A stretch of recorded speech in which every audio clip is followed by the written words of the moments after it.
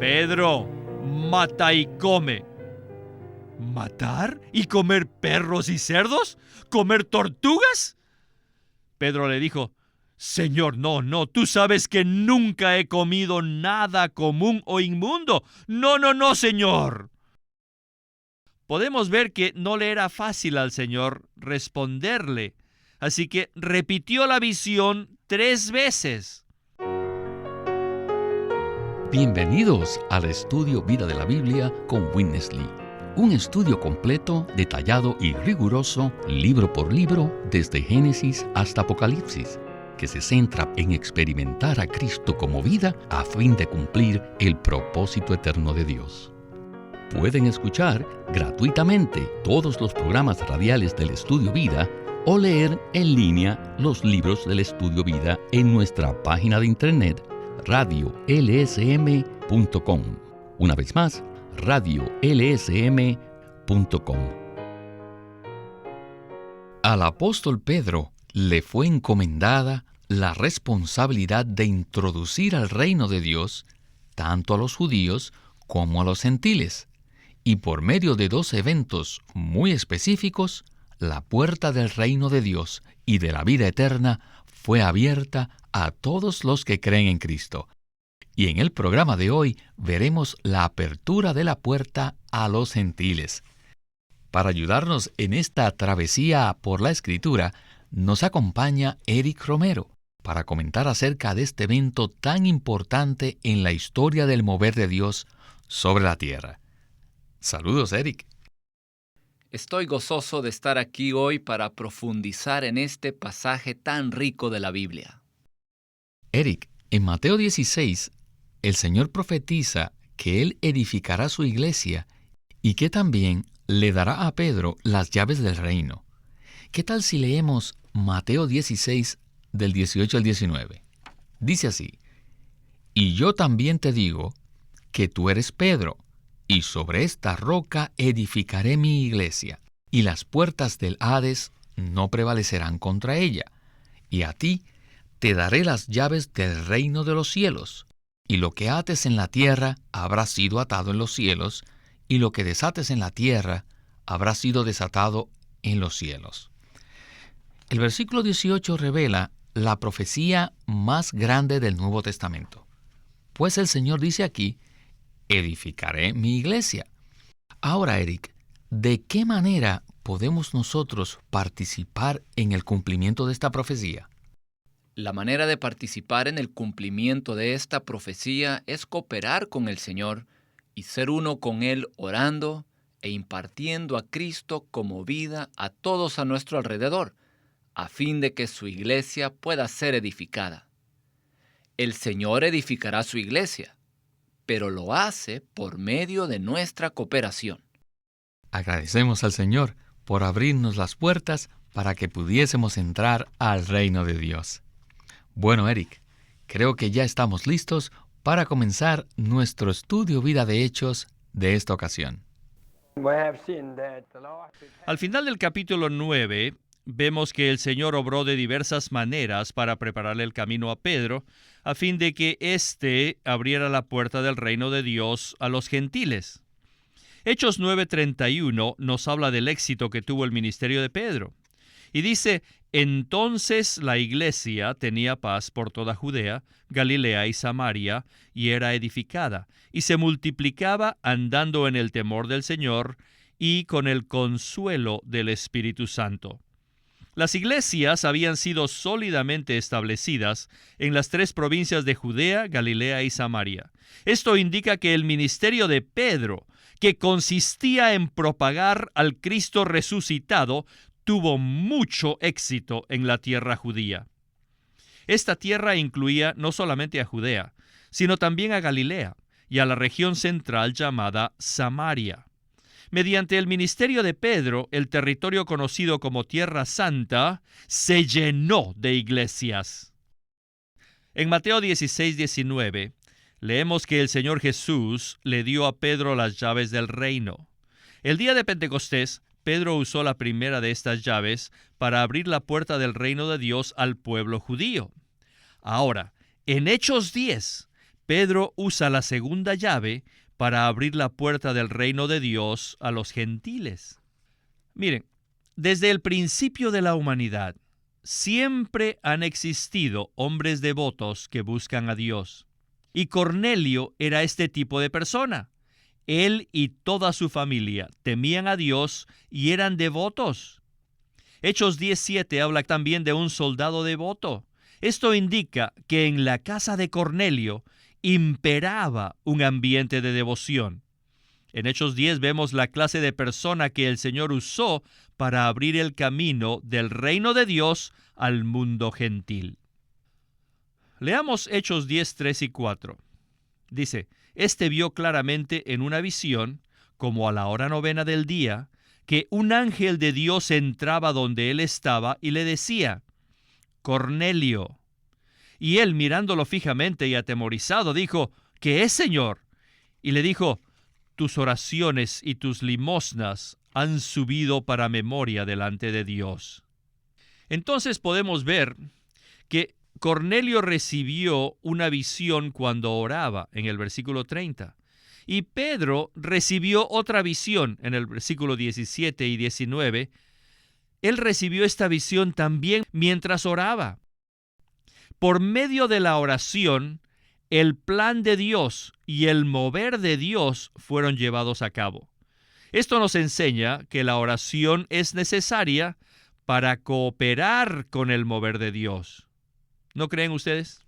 Por consiguiente, todos debemos aprender a tener una vida de oración, pues esta oración le prepara siempre el camino al Señor para que Él se mueva y se propague. Nosotros debemos aprender que el Señor solo puede usar a aquellas personas que llevan una vida de oración, una vida dedicada a tener contacto con Él por medio de la oración. Cornelio y Pedro tenían ciertos momentos designados para la oración. Ellos tenían un horario de oración. Hechos 10:3 declara que Cornelio oraba en la hora novena, o sea, a las 3 de la tarde. Y el versículo 10:9 muestra que Pedro oraba cerca de la hora sexta, o sea, la hora del mediodía. Por lo tanto, vemos que ellos llevaban una vida de oración y que incluso separaban un tiempo específico para orar.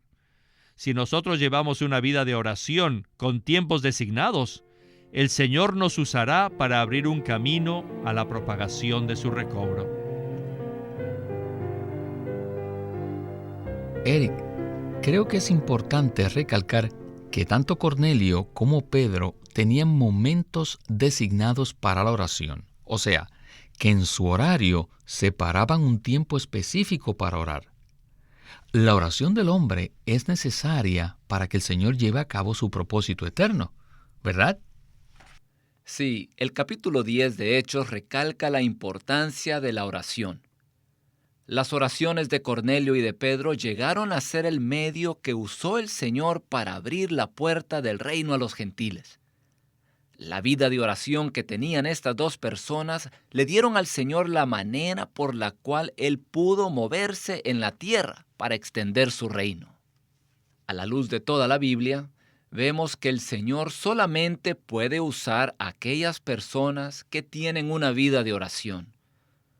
Por eso todos nosotros, los creyentes, tenemos que orar. Señor Jesús, hazme una persona de oración. Hazme un hombre de oración. E incluso podemos orar de forma más específica.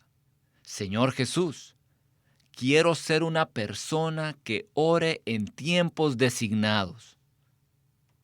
Quiero desarrollar un tiempo específico de oración habitual.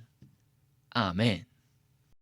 En Daniel capítulo 6, versículo 10, leemos que Daniel se arrodillaba 3 veces al día para orar. Este era su hábito. Y Daniel guardaba esa vida de oración a toda costa, aún sin importarle la vida. En el capítulo 6 leemos que se firmó un edicto declarando que se le daría muerte a todo aquel que orase o que hiciera alguna petición a cualquiera que no fuese el rey. Pero a Daniel no le importó ese edicto impío. Él siguió orando 3 veces al día como de costumbre, y aunque lo echaron al foso de los leones, el Señor le preservó la vida. ya que las oraciones de Daniel eran necesarias para que el Señor llevara a cabo su propósito en la tierra. ¿Qué modelo es este para nosotros?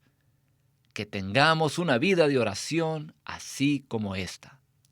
Daniel era una persona que no oraba solamente para su beneficio personal, sino que oraba por los intereses del Señor a fin de que Él pudiese traer su reino a la tierra. Espero que esta palabra nos impresione a todos nosotros para que nos dediquemos a orar en pro de los intereses de Dios. Es necesario que tengamos una vida de oración adecuada, a fin de que Dios pueda llevar a cabo su obra, edifique su cuerpo y traiga su reino a la tierra. Tenemos que reafirmar que el libro de Hechos en verdad nos muestra que Dios obra por medio de sus creyentes y por medio de la oración de ellos. Siempre que el Señor se movía por medio de los apóstoles y los discípulos, se debía a la oración de ellos.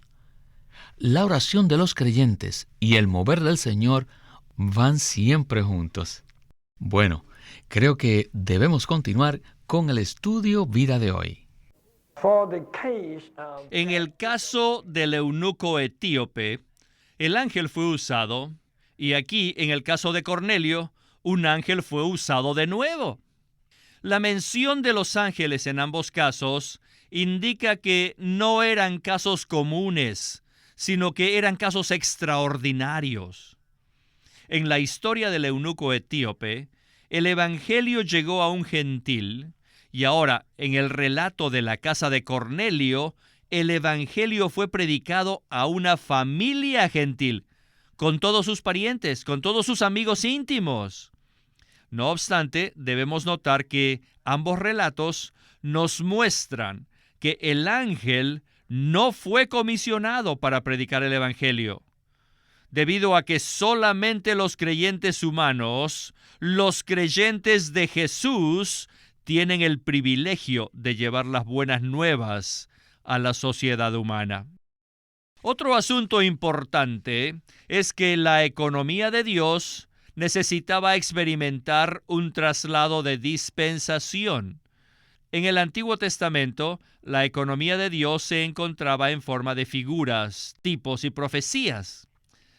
Pero ahora el Dios triuno ha venido para cumplir todo lo que exigía su santidad, su justicia y su gloria, a fin de llevar a cabo su economía, que es impartirse a sí mismo en su pueblo escogido y mezclarse completamente con la humanidad para producir una morada eterna para sí mismo y para sus escogidos, a fin de tener una expresión completa por la eternidad.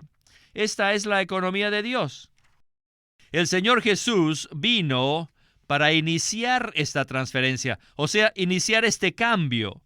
Pero el judaísmo estaba luchando para frustrar esta transferencia. Ni siquiera Pedro, Juan o Jacobo, quienes habían sido escogidos por el Señor mismo, ellos no estaban muy claros que debería haber una transferencia completa y definitiva. Así que en el capítulo 10 vemos a Pedro, que no tenía ningún problema en guardar su tiempo de oración. Pero cuando el Señor quería que él fuese a los gentiles, a asociarse con ellos, esto se convirtió en un gran problema para él, debido a que él era un judío, y asociarse con los gentiles equivalía a comer cosas inmundas, lo cual significa que tenía que ingerirlas, que tenía que hacerse uno con ellas. Esto nos muestra que los judíos no querían mezclarse con los gentiles, ni los gentiles querían mezclarse con los judíos.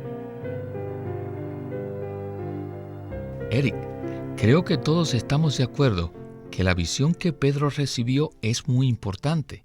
Por lo tanto, ¿podría tomar usted un tiempo para explicarnos el significado del lienzo y los animales?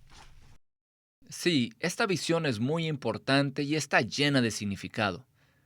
En este pasaje de Hechos 10 vemos que Pedro fue a orar al techo y mientras estaba orando, le sobrevino un éxtasis y vio el cielo abierto, y que descendía un objeto semejante a un gran lienzo, que atado de las 4 puntas era bajado a la tierra, en el cual había de todos los cuadrúpedos y reptiles de la tierra y aves del cielo.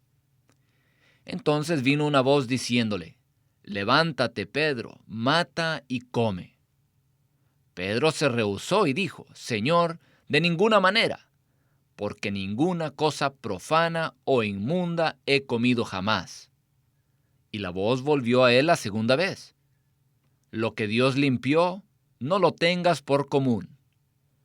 Esto se hizo 3 veces, y el objeto volvió a ser recogido en el cielo. El gran lienzo que vemos aquí simboliza el Evangelio y su propagación a los 4 confines de la tierra habitada, para reunir toda clase de personas inmundas y pecaminosas. Sabemos esto porque en el versículo 28 Pedro le dice a Cornelio: «Le está prohibido a un varón judío juntarse o acercarse a un extranjero. Pero a mí me ha mostrado Dios que a ningún hombre llame profano o inmundo». O sea, que los animales sobre este lienzo representan a toda clase de personas inmundas y pecaminosas, las cuales el Señor desea salvar, limpiándolas mediante la sangre redentora de Cristo, para traerlas así a su reino. Esto es algo maravilloso. El Señor Jesús nos ha tomado a nosotros, personas pecaminosas e inmundas, y nos ha lavado de nuestros pecados con la preciosa sangre de Cristo. Y ahora todos nosotros ya no somos animales inmundos, sino que hemos sido lavados y purificados por la sangre de Cristo. Lo que Dios limpió, no lo tengamos por común. Por haber creído en Cristo, su Espíritu mora en nosotros y ahora somos miembros vivientes del cuerpo de Cristo y ciudadanos en el reino de los cielos. Este es el significado de la visión que tuvo Pedro en Hechos 10. Realmente este es un cuadro maravilloso, pues nos muestra que el Evangelio fue al mundo gentil, y por esa razón usted y yo y muchos de nuestros radioescuchas hemos oído y recibido el Evangelio de Cristo que nos fue predicado. Continuemos con la última porción del estudio Vida de Hechos. Si alguna vez han conocido a algunos judíos conservadores, ustedes sabrían que ellos son muy estrictos.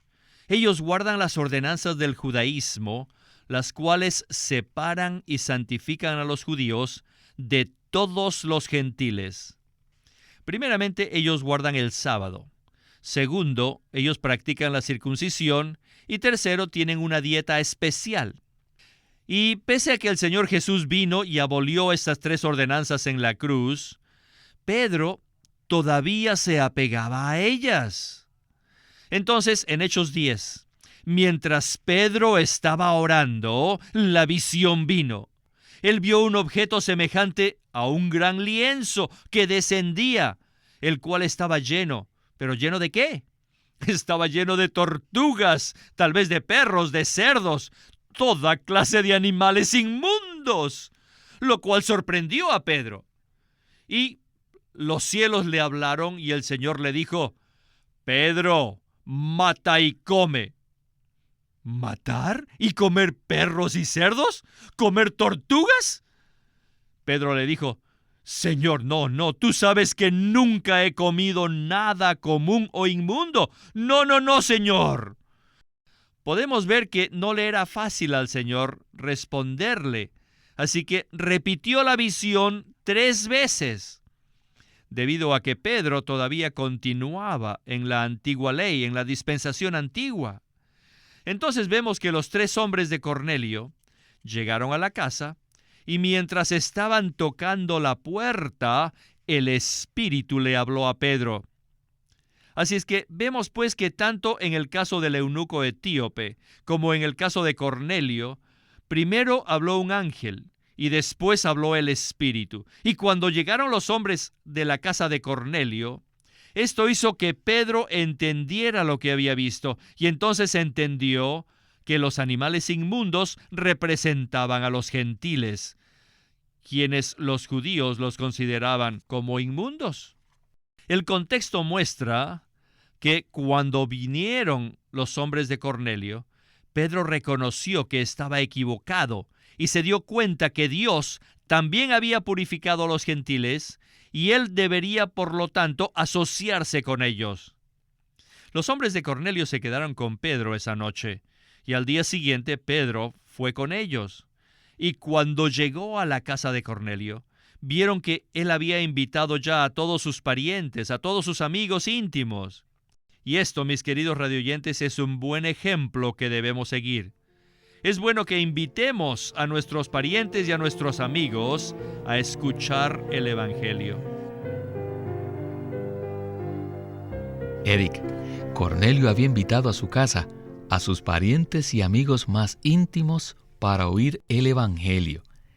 Esto es un buen modelo que podemos aplicar en nuestra predicación del Evangelio, ¿verdad? Sí, es un modelo excelente. En el Antiguo Testamento había que ir a un lugar físico, el templo, para adorar a Dios. Pero en el Nuevo Testamento los creyentes son el templo del Espíritu Santo.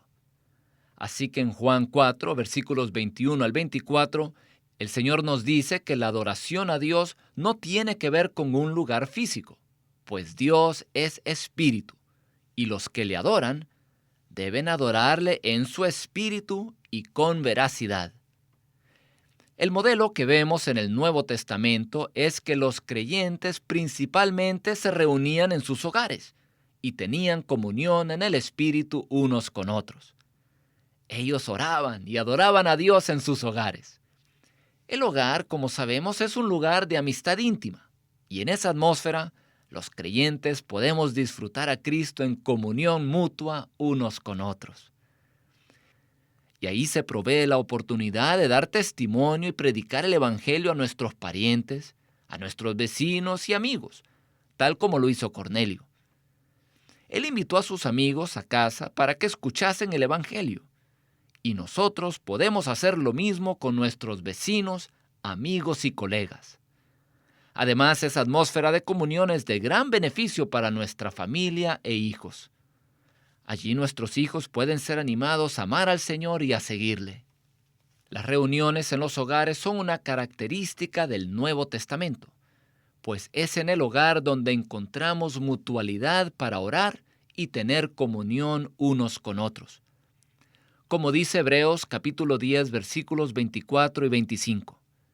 Y considerémonos unos a otros para estimularnos al amor y a las buenas obras, no dejando de congregarnos, como algunos tienen por costumbre, sino exhortándonos, y tanto más cuanto veis que aquel día se acerca. Este es el día de la venida del Señor. Amén, por este modelo maravilloso que nos muestra la Escritura. Eric, se nos terminó el tiempo, así que muchas gracias por su participación y que se repita su visita. Muchas gracias por invitarme.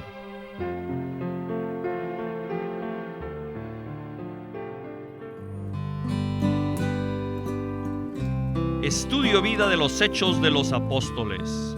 Este es un juego de 4 libros con 72 mensajes que dio el hermano Witness Lee, mostrando el tema principal del libro, que es la propagación del Cristo resucitado en su ascensión por el Espíritu mediante los discípulos para producir las iglesias, el reino de Dios.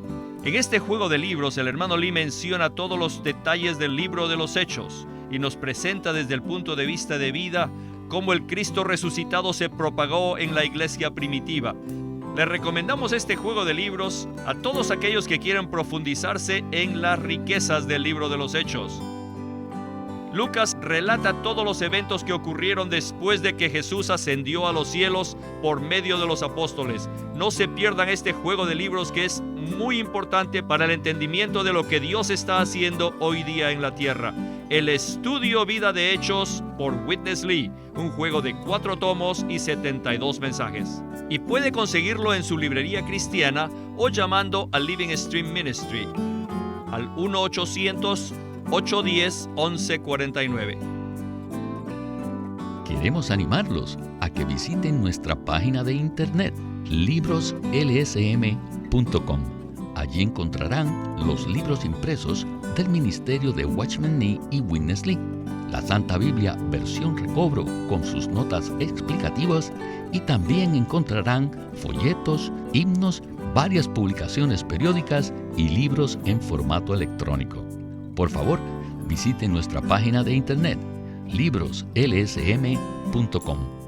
Una vez más, libroslsm.com, o llámenos a nuestro teléfono gratuito 1-800-810-1149. 1-800-810-1149. Watchman Nee llegó a ser cristiano en la China continental en 1920, a los 17 años de edad, y ese mismo año comenzó a producir sus primeros escritos. En casi 30 años de ministerio se demostró claramente que él era un don especial que el Señor dio a su cuerpo con el fin de adelantar su obra en esta era. En 1952 fue encarcelado por su fe en Cristo y permaneció en la prisión hasta su muerte en 1972. Sus palabras, sus escritos, continúan siendo una rica fuente de revelación y provisión espiritual para el pueblo cristiano de todo el mundo. Witness Lee nació en 1905 y fue criado en una familia cristiana. A la edad de 19 años fue completamente capturado para Cristo, a quien se entregó incondicionalmente para predicar el Evangelio el resto de su vida. Al comienzo de su servicio al Señor, conoció a Watchman Nee, quien ya era reconocido predicador, maestro y escritor, y con él sirvió en la casa publicadora llamada Librería Evangélica de Shanghai. En 1949, Witness Lee fue enviado por el hermano Nee y sus colaboradores a que saliese del país a Taiwán para asegurarse que lo que el Señor les había dado no se perdiera. Y allí comenzó la obra de predicación y publicación, por lo que también experimentó la abundante bendición del Señor. En 1962, el hermano Lee recibió la carga de ir al occidente y fue y se estableció en California. Durante sus 35 años de servicio en los Estados Unidos, ministró en reuniones semanales, conferencias, entrenamientos, dio miles de mensajes y publicó más de 400 libros. Él nos ha dejado una presentación prolífica de la verdad en la Biblia. En 1965, el hermano Lee estableció el Living Stream Ministry, una corporación sin fines de lucro en Anaheim que oficialmente representa el ministerio de Watchman Nee como el de sí mismo.